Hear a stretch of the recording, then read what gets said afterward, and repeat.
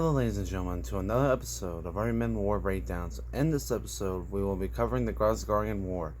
In the previous episode, we covered the beginning battles of the war, but in this episode, we are covering the second few battles and assaults of the war, along with documenting the progress of each side.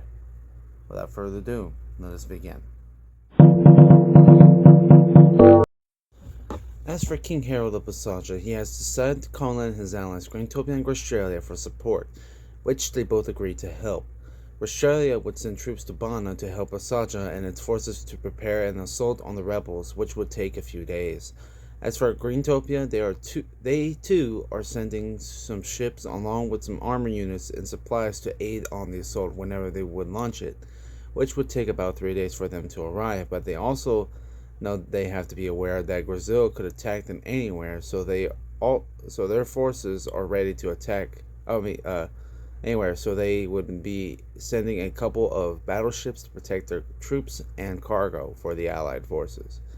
As for the Grazgarians, their forces are ready to attack Angola, but would have to carry out their attack within 2 days to surprise them and not raise any alarms.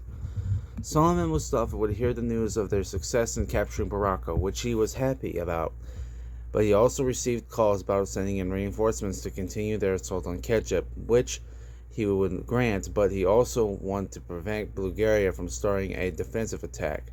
Even though they didn't attack Bulgaria directly, the Bulgarians have managed to take their time to prepare their defenses, which they are fully set up, and this could mean that if Brazil or Tenari launches an attack on them soon, they would probably begin to launch their counterattack. So with a clever mind, Solomon would call upon his friend, Tsar Renaton of Red Hot, and would ask for his forces to launch their attack from the east while he launches his attack from the west, and Brazil's forces would attack from the south. Renaton agreed, but he would attack if Solomon mentioned the plan with Brazil first, and if they agreed, they could enact their attack. King Bruno would later receive a call from Solomon about the Tenari's plan of attack against Bulgaria, which he agreed to comply with whenever they were ready to launch it. Now, with all three leaders agreeing to the plan, they decided to prepare their forces and wait for the right time to strike. Brazil so far has won capturing Botswana and winning the first naval battle with Basaja, but King Bruno knows that their enemies would let them gain territory in order for them to prepare their forces for a counterattack. So he ordered his forces helping the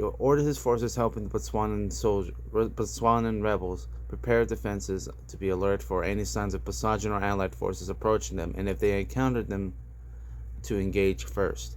Bruno wants to be cautious and wise with his forces because in the previous times he fought the allied forces, he lost due to them being not only outnumbered, lost to them due to not only his forces being outnumbered or lacking military equipment. It was lack of planning, time, pace, and knowledge. As he ordered his forces in Botswana to be aware of their surroundings, he also hoped his ally Nigeria could make a dent in Gangola's army after they launched their attack in the evening. If Nigeria manages to succeed and the Allied forces haven't attacked yet, then he could focus his units on Gangola as well.